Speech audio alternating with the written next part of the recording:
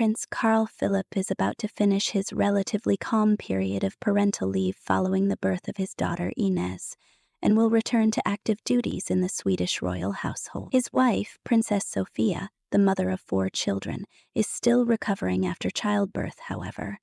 In about 1.5 months after the newest addition to their family, she will have to spend some time without her husband's support because, at the end of March, Carl Philip will embark on his first long-haul trip overseas, carrying out a very important mission.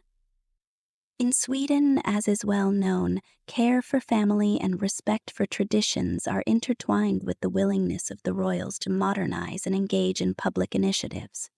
Therefore, it is not surprising that the prince's first journey following the birth of his baby is connected with the work of the Prince and Princess Foundation, which is dedicated to protecting the rights of children and young people while paying particular attention to the most current modern technologies. This time, his trip will take him to Seattle.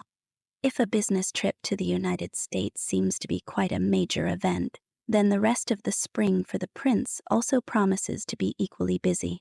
According to the royal calendar, published on the official website of the royal court, as early as 18 March, which is approximately 6 weeks after Ines's birth, Carl Philip will resume participating in official events.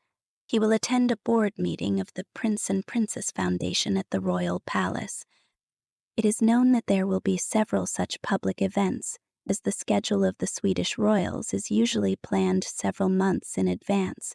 Furthermore, audiences and admirers of the royal family have every reason to look forward to new official appearances by the prince because he has important meetings scheduled for April. By the way, we cannot help but remember the charming story of how this couple met and fell in love. Carl Philip and Sofia met in 2010 at a restaurant, where they happened to discover that they had mutual friends and quickly established a connection.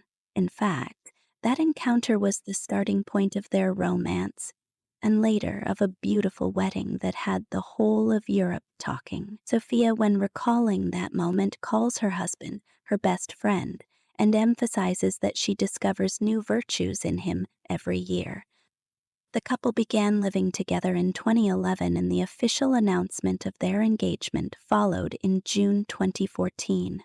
By the way, Carl Philip personally contributed to the design of the engagement ring for the future princess because he wanted it to be special and to reflect their individual style. Moreover, all Swedish royal celebrations are characterized by an attention to detail, and the wedding on 13 June 2015 confirmed this.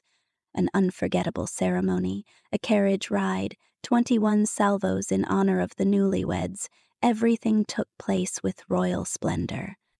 An equally interesting fact was that the couple did not ask their guests to give gifts. Instead, they suggested that donations be made to a special charitable foundation that assists children and young people. Perhaps that is why any of their subsequent charitable initiatives received a special response from admirers of the royal dynasty. Today, with 4 children in the family, and Princess Sofia having acquired the official title of Duchess of Varmland, one can confidently say that their personal fairy tale continues in reality. Now let us shift our focus for a while beyond the border to Denmark, where the royal family is also continuing to win the hearts of its subjects. Despite the latest reports about the indisposition of the universally beloved Queen Mary, the subjects are hoping for her full and speedy recovery. At the same time, the press is paying a lot of attention to their eldest son, the heir to the throne, 19-year-old Prince Christian. It has so happened that in the House of Glucksburg, military service is an integral part of the training of the future king. That is precisely why Prince Christian arrived a month ago in Slagelse, where he is undergoing a 4-month training course with the Guard Hussar Regiment. The parents, King Frederick and Queen Mary, have already visited their son at the parade ground, taking with them their younger children, Princess Isabella and the twins Vincent and Josephine. Attentive Danes noticed an interesting detail on Christian's uniform. On the name tag, instead of his usual name, it reads Trekroner. This distinctive tradition of giving military nicknames to new recruits is linked either to their place of origin or to personal characteristics. Normally, they indicate the name of a city, but in the case of the future king of Denmark, they decided not to choose something too royal, such as Amalienborg, since he spent a significant part of his life there, in order to emphasize that the prince is serving on an equal footing with others. The term tre kroner translates as 3 krones. It is interesting that King Frederick himself was once an ordinary soldier without any notable distinctions, and he received the nickname Pingo in the army as a reference to a funny incident during training in a hydro suit. Incidentally, similar stories exist for many heirs of European thrones, as military service for them is both a tradition and an effective way to grow in the eyes of society. Prince Christian makes an effort to adhere to the unspoken rules of equality and to avoid using any exceptional privileges. This is well received both in the army and by the public, who are accustomed to seeing the young man as the future of Denmark. A similar path is being followed by Norwegian Princess Ingrid Alexandra and Spanish heiress Princess Leonor, who, having started her military training, wears a uniform with the patch Bourbon Ortiz, which includes the surname of her mother, Queen Letizia. The trend is clear. European royal dynasties want to emphasize their closeness to the people, showing that their children, although they grow up in palaces, face the same challenges. They study, they undergo difficult trials, and they build character. Of course, special attention is focused on the future king. It should also not be forgotten that Prince Christian has long been preparing for the role of future ruler. Queen Margrethe II also once went through military training and understands the importance of such an upbringing.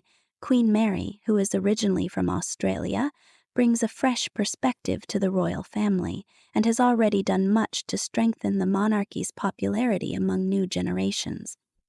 The royal couple themselves demonstrate unity and care. The arrival of the entire family to visit Christian at the barracks became a touching moment that the Danes welcomed with great enthusiasm. People see that behind the external splendor of titles, there stands a truly united family, and that the young prince is ready to work on an equal footing with everyone else. And if in Denmark there is more talk about the military service of Prince Christian, then in Sweden they are discussing the new initiatives of the Prince and Princess Foundation, the bold projects of Carl Philip, and they are eagerly awaiting his return to active work.